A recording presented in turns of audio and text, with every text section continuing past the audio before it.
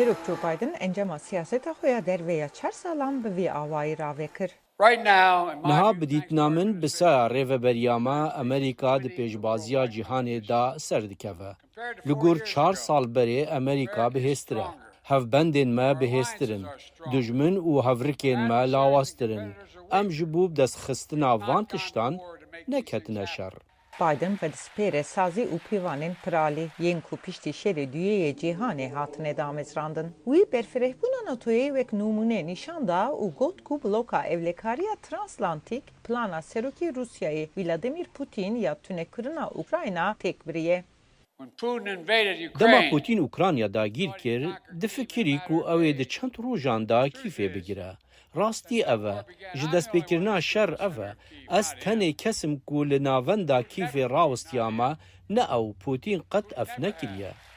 Biden got ku aktorên otorîteryên mîna İran, Rusya, Çîn û Koreya Bakur tên cemhev ne ji ber hêzê lê bêtir ji ber xesbûnê. Li ser girjiya dijwar ku li İsraîlê dest pê kir û herem dorpêç kir, Biden got rêveberiya wî dixebite ku agirên pevçûna ku ev zêdetirî saleke di dome wemrîne. Beriya gotara Biden şêwirmendê wî yê evlekariya Netewî, Jake Sullivan, pêşveçûna ser azatkirina dilên destê Hamasê de diyar kir. Bi dîtina me hûrgiliyên peymanê hema bi tewahî zelal dibin û her du alî jî pir nêzîkî îmzakirînê ne.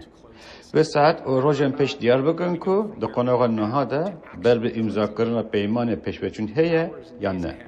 Şîrovekar niha li benda destpêkirina seroktiya Trump'ın. Pir pêkan e ku bi siyaseta xwe ya derve Joe Biden bibe serokê dawiyê Amerîkayê ku piştgiriyê dide nîzama cîhaniya ku piştî şerê cîhaniyê duyê hate damezrandin. Ji ber ku Donald Trump dixwaze wê bi awayekî pir radîkal jinû vesaz bike û dibe ku bi ser keve.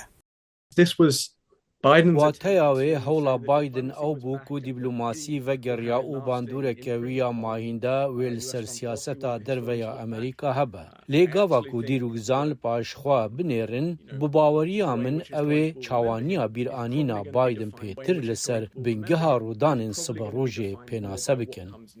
Seroktiya Biden di bîstê rêbendanê de bi dawî dibe. Ji bo raporta Anita Powell, Özlem Yasak, Dengê Amerika.